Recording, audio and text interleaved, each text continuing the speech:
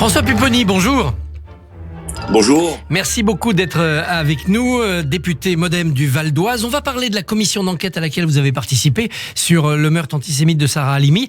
Mais on va commencer par l'actualité du pass vaccinal. Sénateurs et députés devaient s'entendre cette nuit, ce qu'on appelle une commission mixte paritaire, et ça a échoué, notamment à cause d'un tweet de Bruno Retailleau qui n'était pas là mais qui a proclamé la victoire des sénateurs. Ça a fâché bien sûr la majorité. Résultat, le pass vaccinal n'entrera pas en vigueur là dans les jours qui viennent, comme l'espérait le gouvernement, mais pas avant le 20 janvier.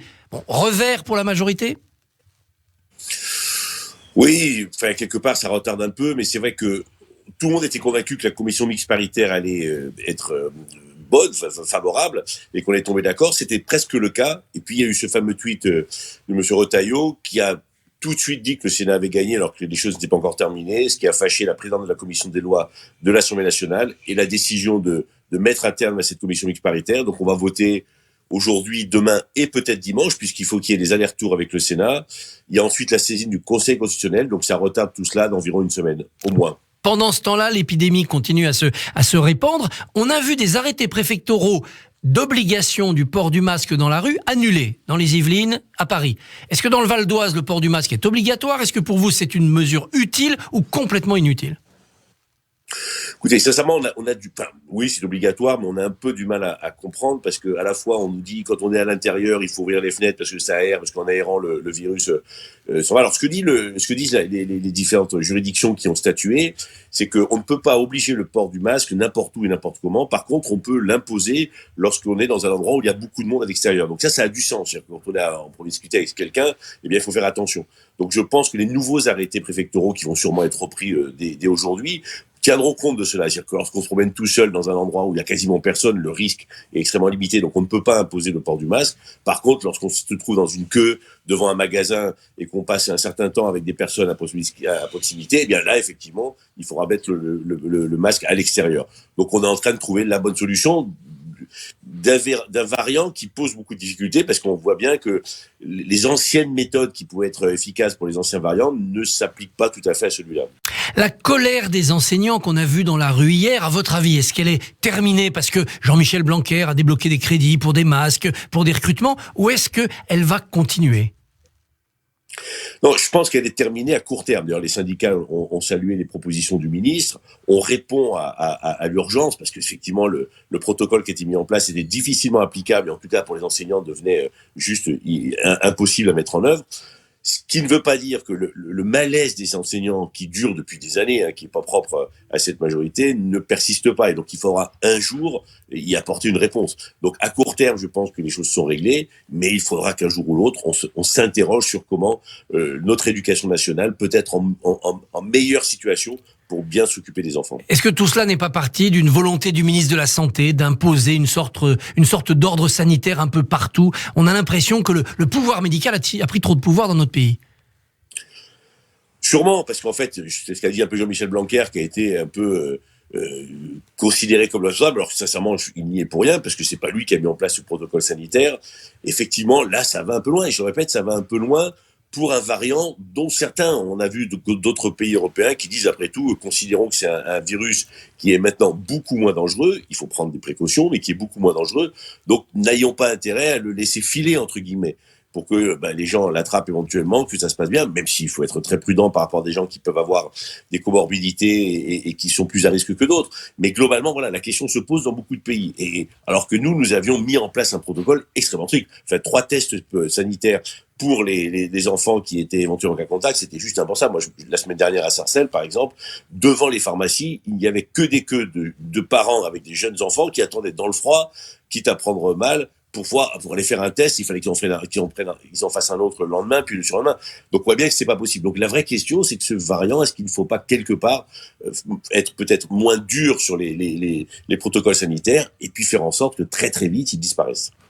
Alors vous avez participé à la commission d'enquête sur le meurtre de Sarah Halimi, commission achevée dans la division, tous les membres n'ont pas signé le rapport, division notamment et opposition entre le président de la commission, Meyer Habib, qui confiait hier sur Radio J son émoi, sa révolte, et la rapporteure, issue, elle, de La République En Marche. Alors, à quoi avez-vous assisté ? À de simples divergences de vues, comme souvent dans des commissions d'enquête, ou à des dysfonctionnements plus graves ? Non, là, moi, sincèrement, je suis député depuis 2007, je n'avais jamais vu ça. J'ai participé à de nombreuses commissions d'enquête parlementaire. Je n'ai jamais connu ça. Enfin, j'avais une telle tension entre le président, le rapporteur, un premier rapporteur qui a démissionné, puis une deuxième rapporteur qui n'a pas démissionné, mais qui était en conflit avec le président. Je n'ai jamais connu ça. Pour des raisons très simples, c'est qu'en fait, ce que voulait faire Meyer Habib avec sa manière de s'exprimer, parfois un peu abrupte, un peu maladroite, voilà, c'est quelqu'un qui dit les choses telles qu'il les pense, qui a été touché par cette affaire vraiment dès le premier jour, et qui voulait qu'on fasse le maximum pour essayer de découvrir la vérité. Et puis d'autres parlementaires qui, pour des raisons que je n'arrive toujours pas à comprendre, nous expliquaient qu'il fallait pas en faire trop, qu'il fallait pas aller trop loin, qu'il fallait pas trop chercher, qu'on n'était pas là pour ça. Donc dès le début, on a senti qu'il y avait une réticence pour essayer de découvrir ce qui s'était vraiment passé, puisqu'on était mandaté pour découvrir des dysfonctionnements de la police et de la justice. Et effectivement, moi j'ai pu constater qu'à chaque fois que Meyer Habib proposait des auditions, il en proposait beaucoup, souvent peut-être au dernier moment. Oui, effectivement, sur la forme, c'était pas forcément exceptionnel, mais sur le fond, il avait raison. Un certain nombre de députés disaient non, on ne veut pas. Et donc, avant, il y a eu un blocage. Et le blocage, il a été jusqu'au fait que 5 députés sur 7, dont moi, n'ont pas voté le rapport, car il y a des absences dans ce rapport qui sont incompréhensibles. Alors, ces raisons qui pourraient vouloir étouffer cette commission, quelles peuvent-elles être? Est-ce que vous avez eu des pressions du ministère de la Justice, du ministère de l'Intérieur, pour ne pas en faire trop? Est-ce qu'on vous a demandé de ne pas en faire trop? Non, écoutez, moi, je suis député de la majorité. Personne ne m'a demandé. Alors, en me mettant dans cette commission, ils me connaissent un peu. Je suis un peu comme Meyer, je suis jusqu'au bout, je dis ce que je pense. J'ai mon franc-parler, donc tout le monde savait qu'on pouvait pas me demander de lever le pied. Enfin, c'est impensable. Je suis député. On me confie une commission d'enquête parlementaire. Je fais jusqu'au bout et je dois découvrir la vérité. Donc, aucune pression. Bon. Je pense qu'il y a une espèce d'autocensure. Je pense que moi, je vous donne maintenant mon sentiment après ces 6 mois d'enquête parlementaire. Je pense qu'effectivement, il y a eu un dysfonctionnement des services de police, qui n'ont pas le soir bien compris ce qui se passait et qui n'ont pas pu intervenir dans l'appartement d'Anne Halimi pour empêcher qu'elle se fasse tuer. C'est la polémique sur les cris. Est-ce qu'il y avait ou non des cris qui permettaient de justifier une intervention d'urgence? 7 témoins ont entendu les cris, se sont réveillés la nuit. Ils ont parlé aux criminels en disant « mais tu es en train de la tuer, arrête, on va appeler la police ». Ils ont appelé la police en disant « on voit ce qui se passe » et on a les retranscriptions des appels, on voit une femme en train de se faire tuer.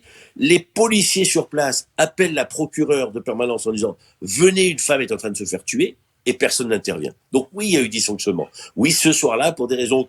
Est-ce qu'ils ont eu peur? Est-ce qu'ils ont mal compris la situation? Les policiers ne sont pas intervenus alors qu'ils ont entendu les cris. Dans certains PV d'audition, juste après le drame, une policière dit avoir entendu les cris.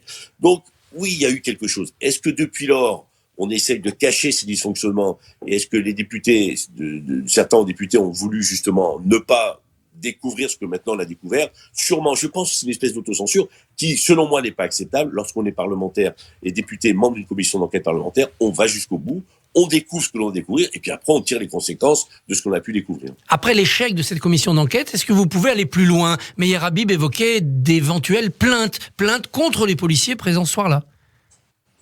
Alors ça, c'est la responsabilité des familles. Nous aurions pu, si nous avions constaté des manchots sous serment ou autres, saisir l'article 40. Moi, ce n'est pas le cas.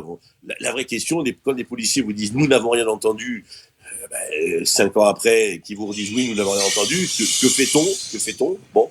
Par contre, je pense qu'il faut légiférer parce que moi, ce qui m'a le plus gêné essayer en tout cas de légiférer, ce qui m'a le plus gêné dans la constatation, c'est qu'il y a 2 sujets. Le premier sujet, c'est qu'on peut faire une révision d'un procès lorsqu'il y a eu condamnation à la demande du condamné, mais dans un cas comme celui-là, lorsqu'il n'y a pas procès, et je pense que ce jour-là, la justice, si elle avait mieux investigué, aurait pu découvrir qu'il y avait, selon nous, sûrement préméditation, et donc qu'il n'y avait pas forcément bouffée délirante, eh bien, il y aurait eu un procès. Là, on ne peut rien faire. On ne peut pas demander la révision d'une décision qui dit bouffée délirante, il n'était pas responsable et donc il ne sera jamais jugé. Donc ça, je pense que ça pose un problème parce que nous, on a découvert des éléments qui peuvent penser qu'à l'époque, la juge aurait pu prendre une autre décision. Alors, c'est très compliqué parce qu'on ne peut pas remettre systématiquement en cause les décisions de justice, mais je pense qu'il y a quelque chose à faire là, donc on est en train d'investiguer pour voir si on ne peut pas justement essayer de faire évoluer la loi. Est-ce qu'au moins, avec cette tragédie, on a progressé sur l'estimation juste de l'irresponsabilité pénale pour en finir avec cette bouffée délirante qui est quelque chose d'assez fumeux? Oui, alors d'ailleurs la loi a évolué depuis, puisqu'il y a eu un texte qui a été voté il y a quelques mois pour essayer d'améliorer la situation, mais le problème c'est que avec les textes qui existaient avant l'évolution législative, la magistrate aurait pu renvoyer Traoré devant les assises.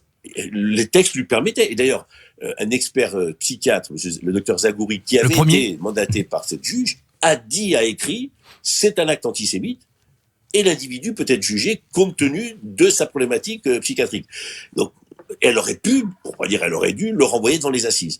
Donc les textes, ils permettent déjà, il faut sûrement les améliorer pour éviter ça. Après, vous savez, la juge, par exemple, avait refusé de recevoir les familles, avait refusé de recevoir, d'aller sur place. Bon. Donc là, il faut aussi peut-être, alors même si tout le monde nous dit, il est hors de question d'encadrer les juges, elles doivent pouvoir juger et faire des instructions en toute liberté, oui, mais là, par exemple, nous sommes allés sur place, et en allant sur place, on a constaté, en tout cas on a eu le sentiment, qu'il y avait peut-être, pour pas dire sûrement, préméditation. Et est-ce que l'on peut conclure en disant que c'est le climat aussi de la campagne actuelle qui fait que peut-être certains membres de la commission n'ont pas voulu faire de vagues pour pas braquer les communautés, pour pas fâcher un électorat musulman?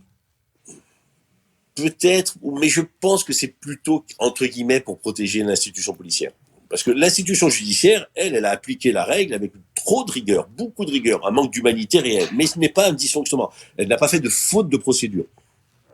Les policiers qui étaient sur place et qui n'ont pas réagi le soir, oui, sûrement qu'il y a eu une faute. Voilà, ça arrive. Malheureusement, il n'est pas question de stigmatiser les policiers qui font un travail exceptionnel. Donc je pense que c'est plutôt dans ce cadre-là que certains n'ont pas voulu mettre en cause l'institution policière dans le contexte actuel de climat d'insécurité que nous connaissons. Pour finir, François Pupponi, un mot de votre ancien parti, le Parti socialiste, qui se déchire, primaire ou pas primaire. Sa candidate est au fin fond des sondages. Quel jugement vous portez sur votre ancien parti? Moi, je suis affligé. J'ai quitté ce parti parce que les relations avec ce que j'appelle l'islamo-gauchisme, c'est un parti qui, pour moi, dans certains cas, a basculé dans l'islamo-gauchisme, est en train de tout perdre. Voilà, on avait la dernière, enfin, il y a 5 ans, nous étions majoritaires à l'Assemblée nationale, nous avions le président de la République et le gouvernement qui était quasiment tous socialistes. Voilà. 5 ans après, on nous parle de 3-4%, et puis là, j'ai entendu dire que le maire de Marseille mettait les conditions au soutien d'Anne Hidalgo. Oui, il ne signera pas si elle ne gagne pas la primaire populaire, oui. Comment ? Il ne signera pas pour elle si elle ne participe pas, si elle ne gagne pas la primaire populaire.